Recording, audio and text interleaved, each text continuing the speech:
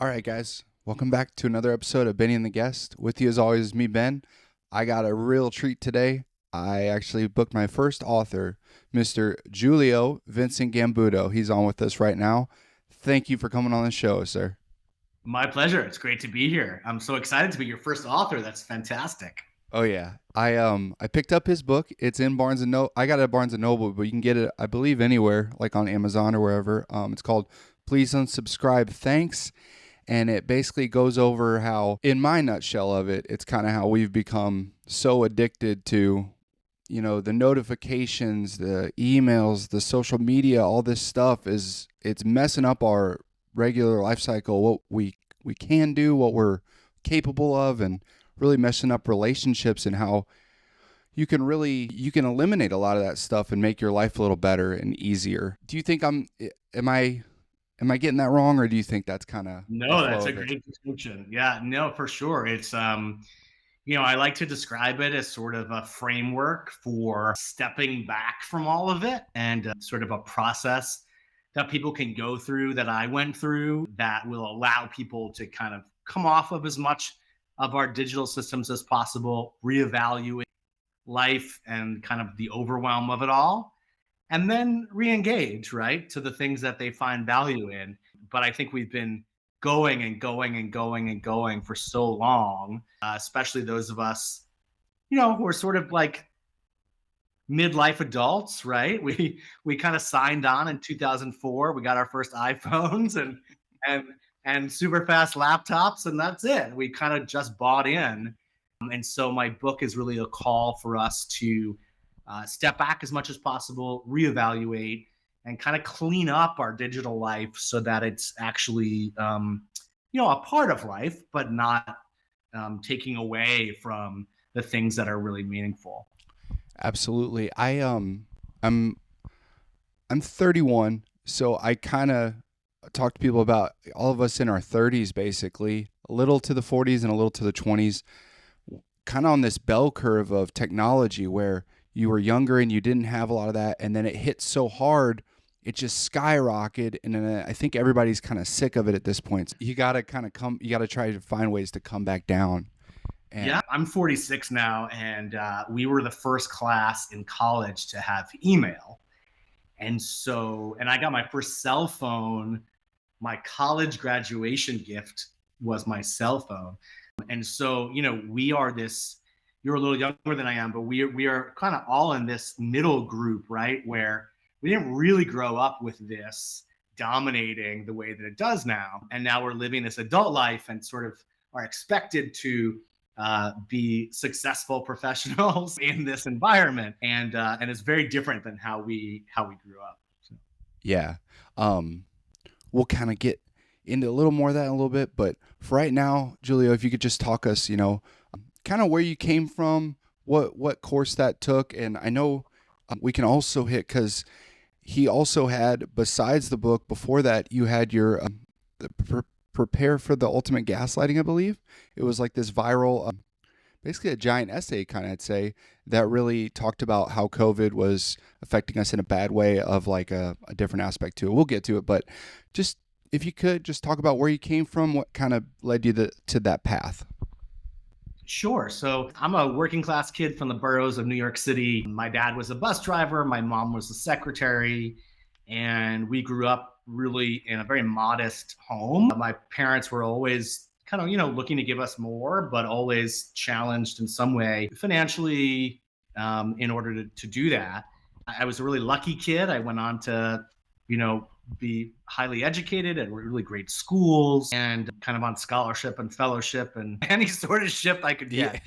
yeah, Um, and so in my thesis, I went back to school and became a filmmaker. And so by trade, I'm really a filmmaker. And my first feature film came out during the pandemic.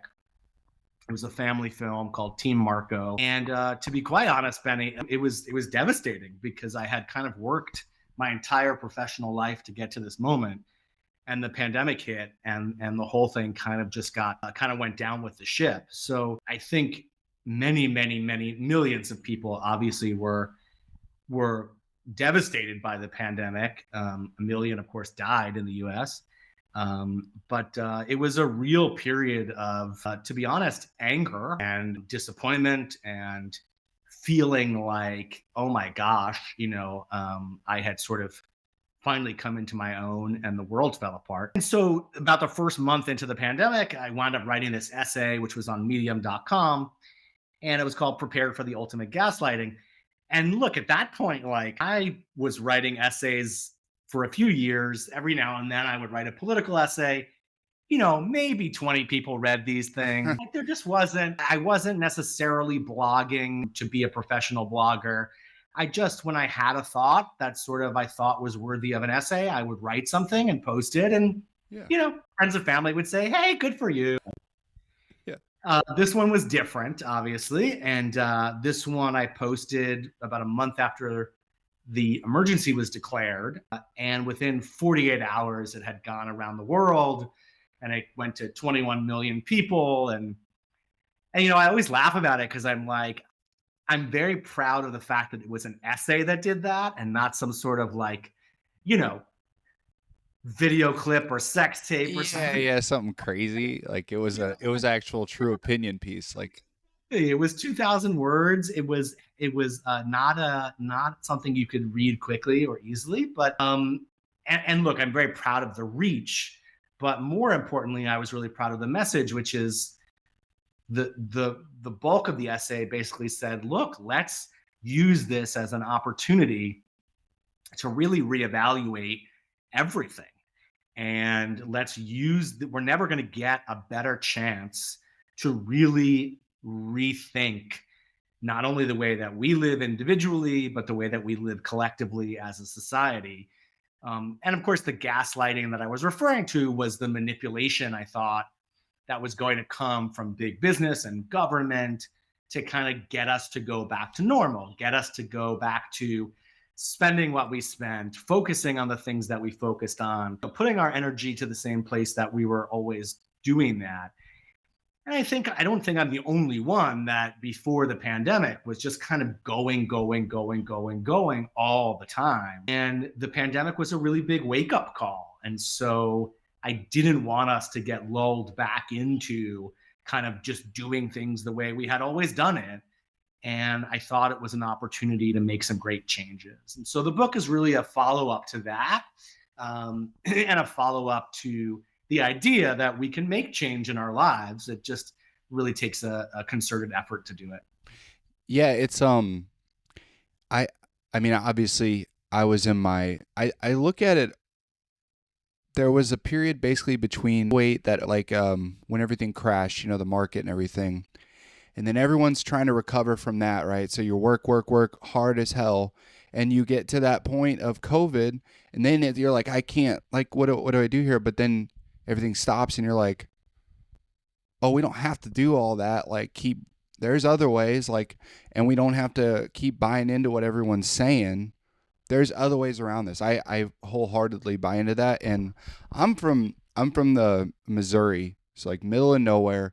And I can tell you this, like everyone out there think the same way. They're like, this is crazy that we're still buying into all this stuff all the time. Like, it's almost a little bit of like a social evolution where like it's like on the lower end.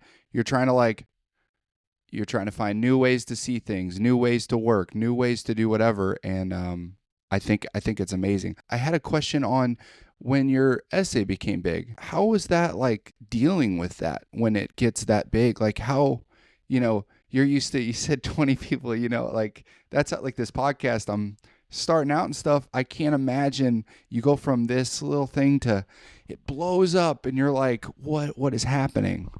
I mean, it was very strange. It was very surreal. I wasn't prepared for it. I mean, my email address was very readily available on the internet. And so, I got a lot of mail, like thousands and thousands of messages. And most of them were very supportive and kind of said, thank you for saying that.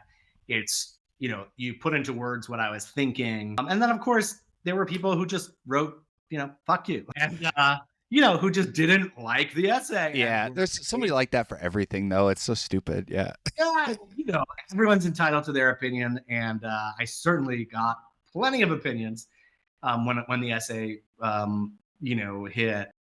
It's interesting. It's like everyone's got their 15 minutes of fame, right? It went away very, very quickly, right? It was like this day, this weekend where pastors and rabbis are emailing me to ask if they can read it at mass and temple, and Oh, it was very wow. humbling. It was Yeah. very, very humbling and strange. And then a few weeks later, the situation kept morphing and changing and getting crazier and crazier.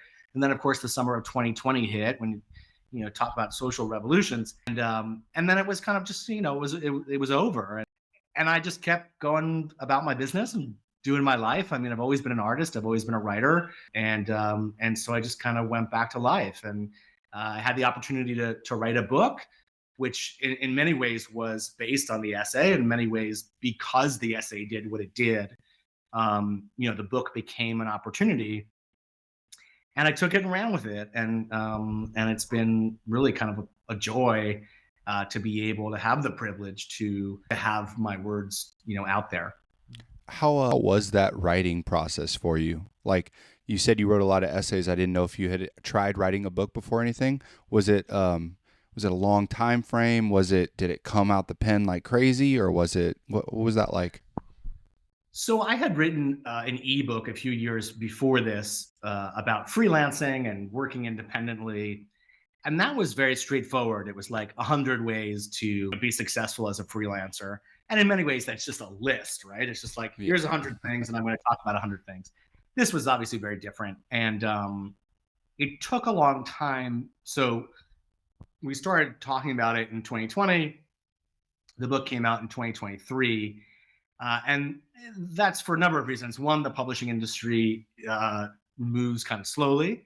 It's not YouTube. Just Yeah, yeah. traditional. It's a traditional content, process.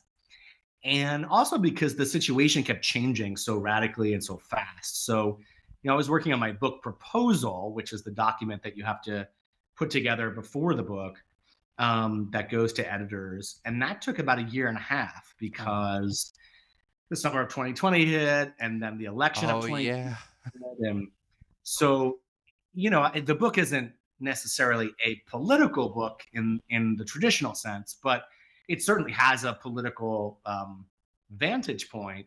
And so that just kept changing. And so I didn't know if I was writing a book that was going to come out during a Biden administration, during a Trump administration, like what was really going to happen.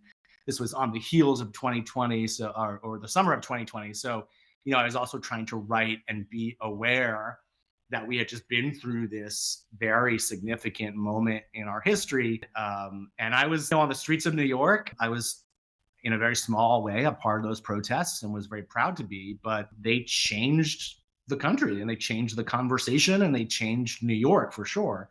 So I wanted to make sure that the book was speaking to the moment in a way that perhaps it wouldn't have before that summer. Yeah, I think I'm like 40 pages from the freaking end. I'm trying so hard. And but I read enough of it to I'm like there is like I guess there's you can tell the if you know the story of where it comes from, it makes sense the political aspect in there, but I would never call it a political book or anything. Like it's you kept it very good like that to where you captured that timepiece like critically while keeping that making it not too, I guess people would call it edgy maybe or something, but it's palatable. Palatable. Well, that was really important to me. I mean, I'm pretty far left in my politics. My dad is a staunch Trump supporter. Our family is pretty purple. When you look at it, everyone is somewhere along the wide range of opinions. So it was really important to me to not be obnoxious, right? To make sure that I was being reasonable and respectful. Those on the right may not feel that way actually about the book when they read it, but it was certainly my intention to be reasonable. And I think that's because what we learned in 2020 in the pandemic was that we're all in this together. Yes. And I think that was a lesson that was impossible not to see, impossible not to learn, impossible not to feel. And even if you retreated after that to your cabin in the woods and said, screw this, like this is all messed up, I'm not going to be a part of it anymore, you probably recognized in your retreat that you need people and we need each other. And if this is going to work as a society, as a country, as a post-pandemic chapter, we have to be in it together. And that's hard to say in a presidential election year when we're divided and probably more divided than ever. But if you look at it from a really wide perspective, we've got to deal with the challenges of technology, whether we're on the left or the right.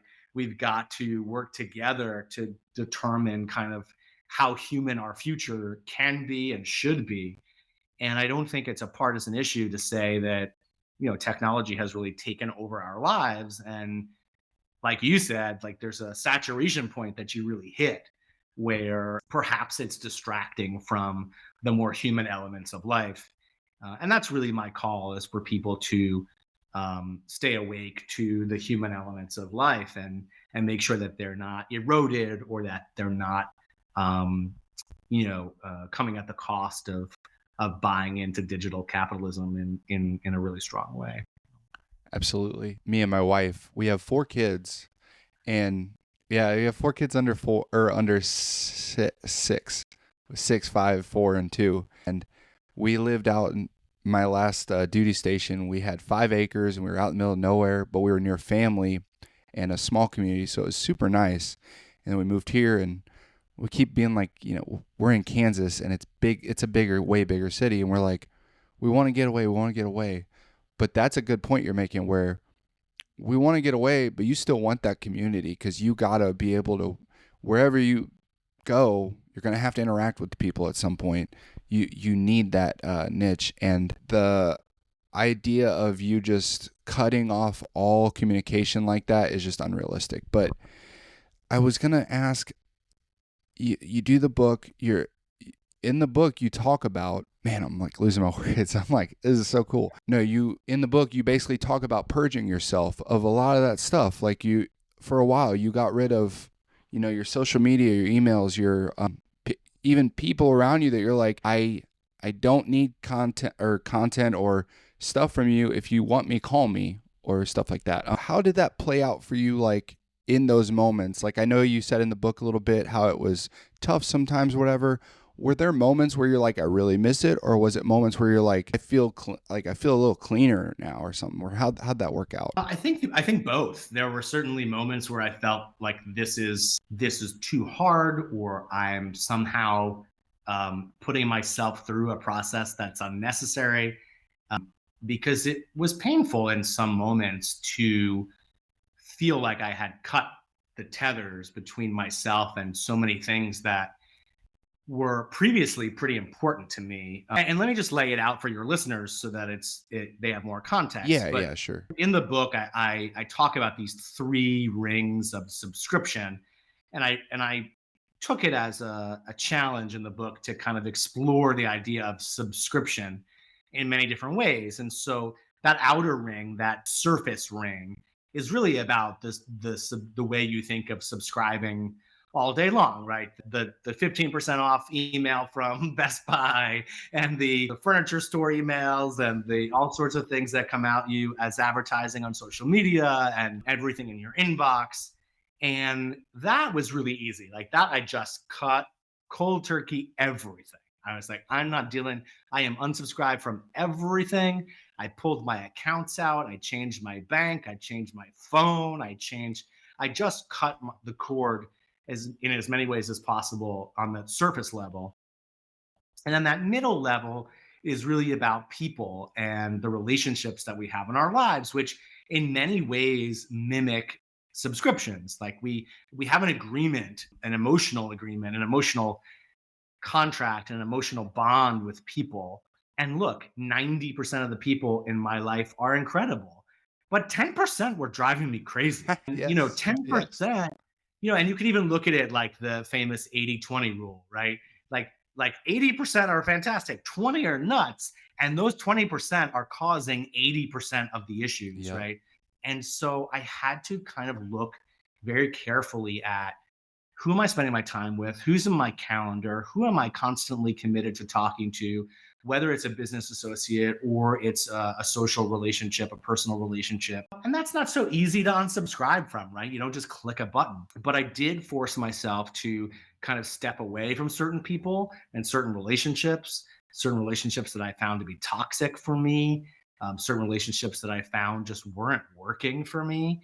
Um, and I tried to be as kind as I could about it, but that's hard, right? And then that third level that I talk about in the book is the internal underlying subscriptions, which I think you can think about as like the ideas and beliefs that we have about who we are to ourselves and who we are in the world, and what does success mean, and what does money mean, and wealth, and what does it mean to be popular, and what does it mean to be valued. And we all have stories about that in our head, and we generally commit to those stories very early on in life, and they don't always serve us well in adulthood. I'll give you an example. Like, I was single, and I was single for 10 years, and I had sort of made up this story in my head that I didn't deserve love. I didn't deserve a relationship. I was an imperfect person, and therefore, I'm not really worthy, if you will, of a long term loving marriage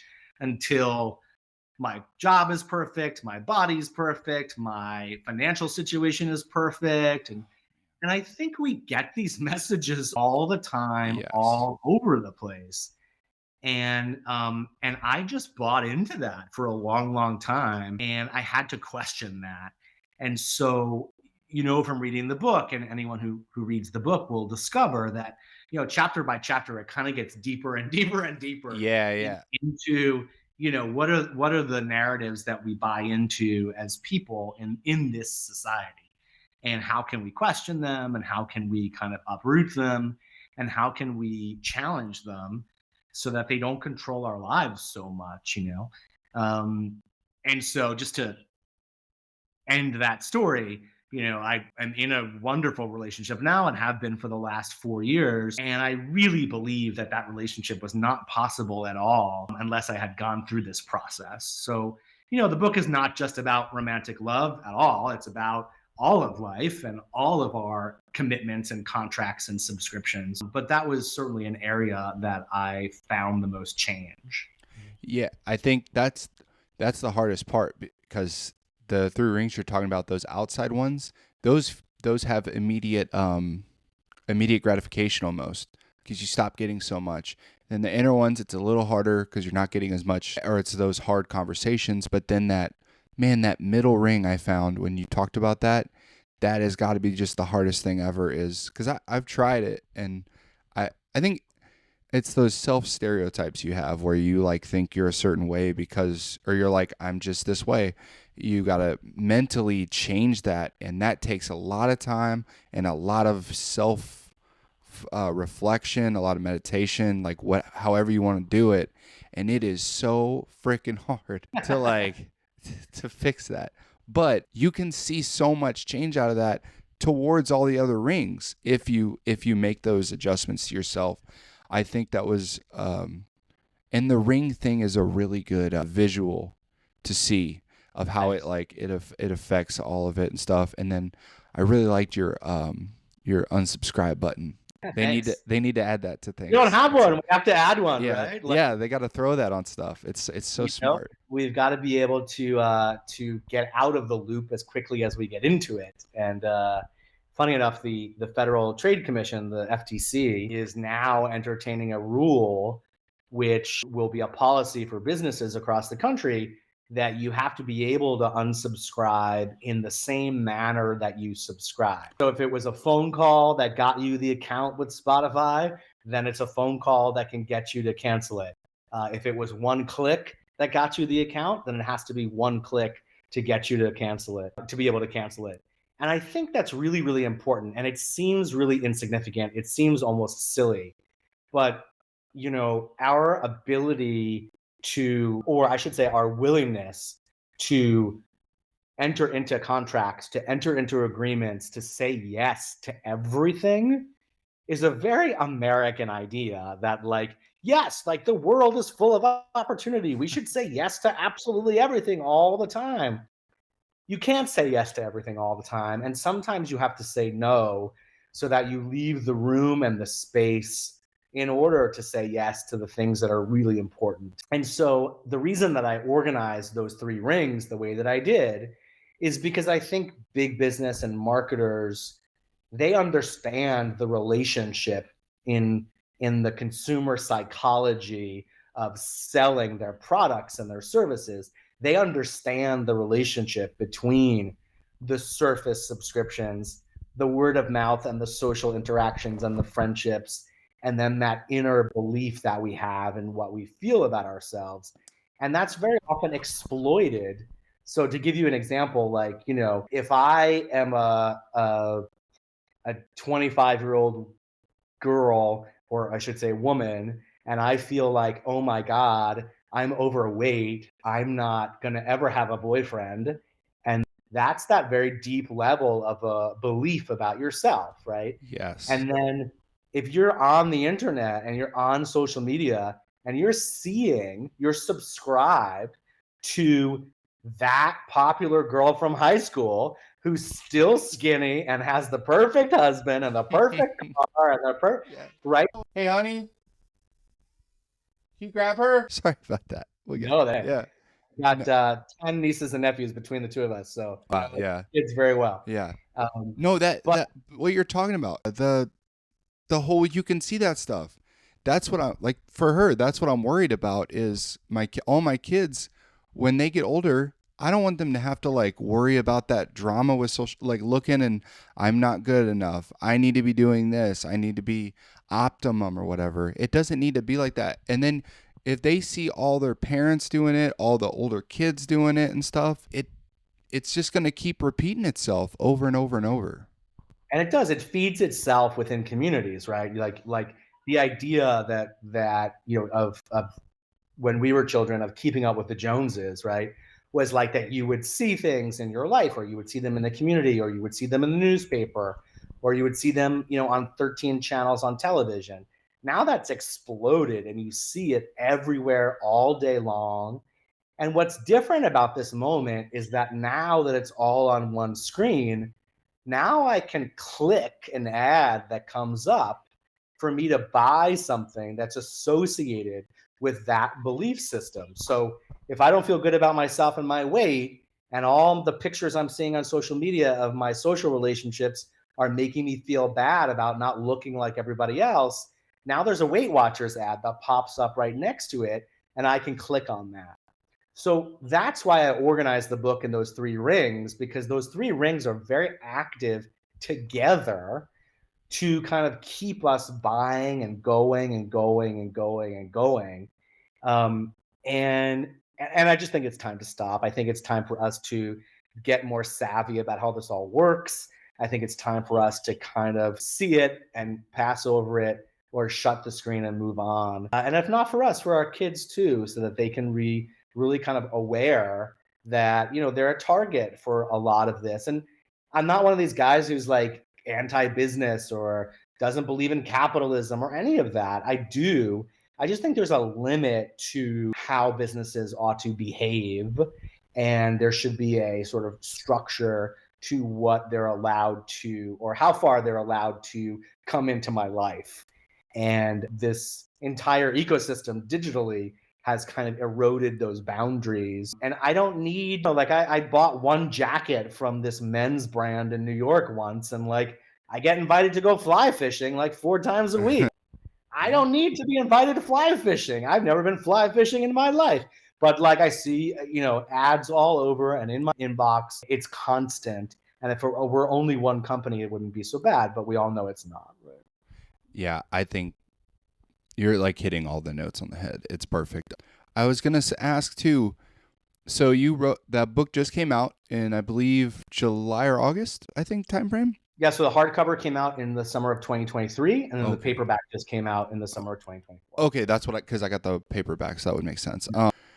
So like when how long was your duration of this? And then after that, how did you like did you taper back in a little bit? Was there anything you had to, because I was wondering that with the emails. I'm like, I wonder if he's going to check this or not. So like I was wondering how that worked for you. No, that's a really important point, which is that what I'm proposing for people is, first of all, I'm encouraging people, but I wrote the book in order to give people a process that they could engage in if they wanted to. And it's really about stepping back from everything, reevaluating, and then wading back into the water and getting back to life with a new perspective on all of it. So, yes, I'm on social media. I go on twice a week. When I was promoting the book, I was on 5 days a week. And now that I'm not promoting the book as strongly in the fall, I'm back to 2 days a week. And I set that as a limit for myself, right? Yeah. I calendar it. It's in my calendar. I go on Facebook and Instagram and LinkedIn. I don't have it on my phone anymore. I just do it from my laptop. So I'm not interested in like living in a cabin in the woods with no electricity. I think people have to function, and they have to function in this society. But we can do it with limits, and we can do it with a different speed. And so those are the two things that I always encourage people to think about, in any situation. How do I slow it down? And how do I put limits back in? Because those are the two major things that have happened in the last 20 years. We've sped it up and we've made it way too fast. Yeah. And we've removed all of the limits. We've made everything unlimited, and that's supposed to be incredible, but it's actually quite overwhelming. So so I've been wading back in, right? I had an iPhone until I started writing the book, and then I got rid of it and I bought this thing called a jitterbug. Yeah, I saw that. I was like, I haven't heard those in a while. Yeah, it's marketed to senior citizens. It's got large print and limited apps and a button I can press if I fall down. So it's it's not really meant for people who are 45. It's really meant for people who are in their 70s or 80s. But I used that for about 3 years now. And then the thing just stopped working. Like it was like, oh, it was just phone. It was just like not functional. So now I'm back to a smartphone, and I have an app on it called Unplug or Unpluck. I forget how they. Oh, and it like it like locks your phone out basically from that Yeah, type of it stuff, locks right? my phone out. Like my Safari internet browser is blocked, and Instagram is blocked on my phone. So my Nice. phone is just for phone calls and for text messages. I don't have email on it. I don't go on the internet on it. Yeah, I it's limit just a phone. It's just a phone. Yeah. And it's a phone that works. And so I'm glad it works, so that I leave the house and I feel like I can get in touch with the world. But it isn't, for me at least, like I discovered like I can be online and be an active member of society during my work day. But when I close the laptop, like I'm done. I don't want to take it with me. I don't want to take it home. I don't want to take it out on the street.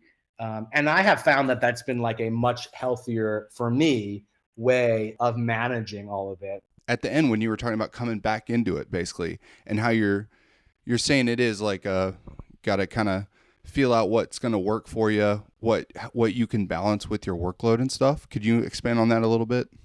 Sure. It's really important that in any process where you reevaluate your life, right, that you kind of step back and you do some deep thinking, but then you go on and live your life, right? You can't kind of stay in what I call in the book the dark well, right? You can't kind of stay in the mode of constantly analyzing everything and being away from people and the world and the internet and life. But when you go back in and you kind of renew your life, it's you get to see it with a new perspective, and you kind of get the benefit of having weeded out all the noise and focusing on the things that really matter to you. So, it's not my place to say what matters to you or to any of my readers, but my job was really to help create a space where people could think about what was really important to them. Who are the people you really want to be spending time with? What are the tasks and the hobbies that you really want to put energy to? What is the job that you really want to be in if you have the ability to make those changes? And I think we all have a lot more power to live the life that we want than sometimes we admit to ourselves. And I just always want to be a reasonable voice for making the changes that are kind of necessary to do that. No one's saying it's easy, but it's certainly possible. Yeah, that comfortableness sometimes is so comforting. You're like, I don't want to break out of this anymore. And Yeah. but then you see other people, you're like, it's a billion things, whether it's like weight loss, social media, whatever. It's like, I want that. That'd be cool. But then you're like, I don't really want to do all that though. Like, but if you do, you're gonna have those results. Like you'll have them. So I wholeheartedly agree. I'm trying to take baby steps at it right now with cutting off which I found the unsubscribe button is so hard to find at the bottom, like you said. It's crazy hard to find. And then like just limiting yourself to some of that stuff. And hey, for work, I'm keeping my phone over here. I'm not dealing with that stuff right now. It can be a little taxing in my job with the Army and stuff. It's kind of trickier, but I am finding myself finding those limits more and more, and it's extremely helpful. Yeah. I think it's important to give yourself the permission to set those limits, because the larger society, the culture we live in, is telling us that there are no limits, and that having no limits is a good thing. And I don't think that it is. I think that having certain limits and parameters can be very, very helpful, especially when you're raising a family and you have children and there's so many things happening in life. You've got to be able to set limits and boundaries and have other people respect them, and that's really an important part of this entire process. So Absolutely. So you got your book done and everything for a while. What projects are you working on now? What do you got going on in your life? thanks, man. Things are good. I'm working on a new book, which is unfortunately this year I was diagnosed with cancer about 9 months ago, and I'm doing very well, and the prognosis is good. Good. Thank you. But I'm working on a memoir of this year, and just kind of writing down what the experience has been. And it's certainly not the year I thought it was going to be. Yeah. And it certainly was not the year that I perhaps thought was going to follow this book. But in many ways, writing the book, Please Unsubscribe, Thanks, like really helped prepare me for this year, because when illness invades your life, very, very quickly things change, and very, very quickly there isn't time for most things. And so you have to be very, very selective about how you spend your time, who you spend it with. And so in many ways, writing the book kind of prepared me for this moment in my life, which I'm very grateful for. So I'm doing well, and the prognosis is good, but I just finished about 6 months of chemo, and it was pretty damn tough. Wow. And so I'm writing about that now, and just documenting the experience and the emotional journey and the spiritual journey, I think, of having your life threatened in that way. And and then we'll see what happens after that. So I like to write about life in whatever form it's presenting itself. And so, Please Unsubscribe, Thanks was kind of about the pandemic period and feeling overwhelmed by life and making some big changes in life. And now I kind of want to write about whatever's next, and whatever's next happens to be cancer, and then I'll write about whatever's after that. Yes. Yeah. Yeah. Yeah. Well, I'm glad the prognosis is good and it's all going good, and I can't wait to hear about that next book, the memoir thing, because that's the whole point of this show. Is I just love hearing people's stories. I love what they're going through, the ups or the downs, and it sounds like you've seen a lot through your life and you're getting at it good. So Well, thank you so much. Thanks, Ben, and thanks for having me. It's really a privilege to be with you, and thank you. yeah, this was a true honor. Everybody out there that's listening, please go check out the book. Please unsubscribe. Thanks, as well as check out his essay, "Prepare for the Ultimate Gaslighting." I'm getting that right. Yeah. It was on Medium. You can Google it. I've Googled it. Like I gotta read it, but I know it's the first thing you Google. That. And what were the movies you done? I saw you did a Team Marco, right? Sure. So Team Marco is my first feature that I wrote and directed, and it's a family movie. It's a family dramedy. There's both drama and comedy in it, and that's on Hulu and Stars and Apple TV and Amazon. And before that, I worked on a number of short films. Mm-hmm. I have a new short film coming out at a festival in Atlanta this weekend. And we're just going to keep going. That's great. Well, thank you so much. It was a pleasure. Guys, check it out. And thanks for coming back. Great. Thank you.